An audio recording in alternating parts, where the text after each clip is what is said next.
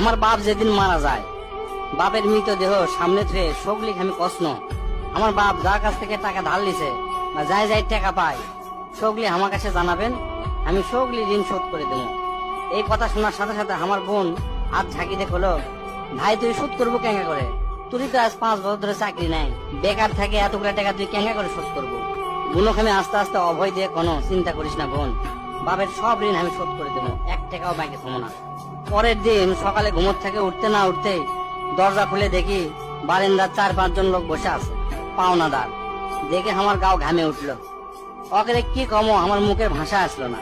রাতটা ঠিক মতো পার হবার দেয়নি, আসে হাজির।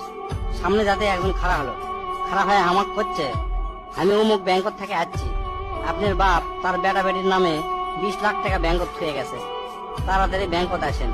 বাদ বাকি 4-5 জন যারা আছে তারা সগলি করছে আমাকে সমিতিতে আপনার বাপ 20 টাকা করে